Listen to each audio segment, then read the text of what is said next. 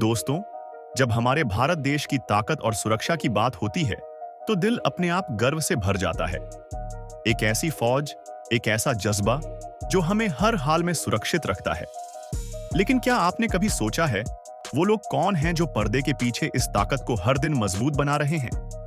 वो हमारे वैज्ञानिक हैं, जो दिन रात मेहनत कर रहे हैं ताकि हमारी वायुसेना और भी अजेय बने। आज हम आपको ऐसी खबर देने जा रहे हैं जिसे सुनकर आपका सीना गर्व से चौड़ा हो जाएगा।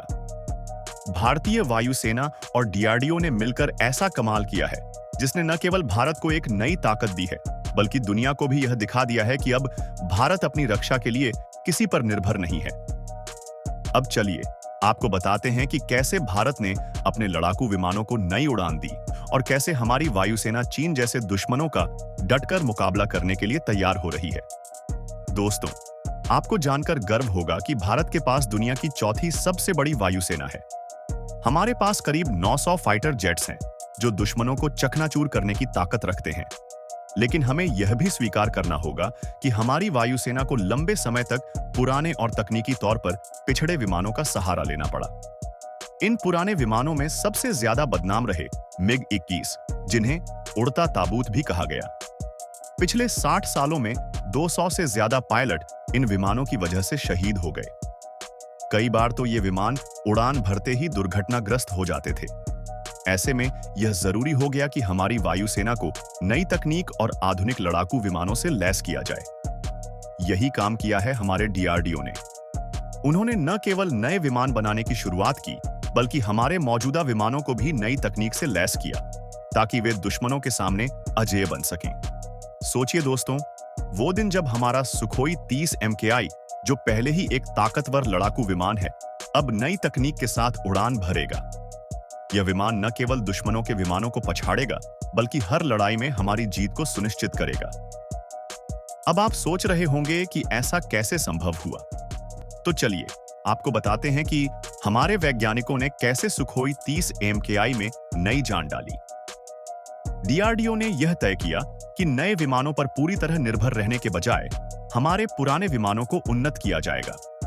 सुखोई 30 MKI और MiG-29 जैसे विमानों में नई पीढ़ी की एवियोनिक्स, आधुनिक रडार सिस्टम और अत्याधुनिक हथियार प्रणालियां जोड़ी जा रही हैं। इसके अलावा सुखोई 30 MKI में स्टेल्थ तकनीक भी जोड़ी जा रही है। यह तकनीक इसे दुश्मन के रडार से बचने में मदद करती है। साथ ही इसके इंजन को भी अपग्रेड किया जा रहा है, जिससे यह अधिक तेज और शक्तिशाली हो जाएगा। अब बात करते हैं चीन की। दोस्तों, चीन के पास J-20 जैसे फाइटर जेट्स हैं जो स्टेल्थ तकनीक के साथ आते हैं। ये विमान गुपचुप तरीके से दुश्मन के इलाकों में घुस सकते हैं। लेकिन अगर यह विमान एक बार रडार पर दिख जाए तो डॉग फाइट्स में यह सुखोई 30 MKI का मुकाबला नहीं कर सकता।